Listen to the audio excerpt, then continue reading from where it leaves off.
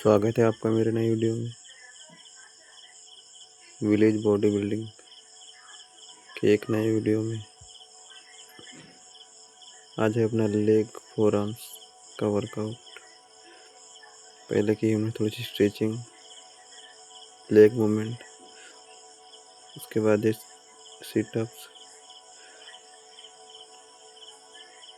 फिर दूसरा workout leg के लिए,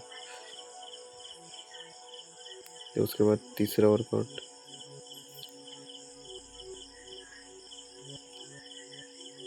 फिर चौथा वर्कआउट बैक लेग के लिए, उसके बाद ये फोर आर्म्स के लिए, ये भी फोर आर्म्स के लिए बैक पीछे से। फिर लास्ट में किया हमने प्लैंक 2 से 3 मिनट।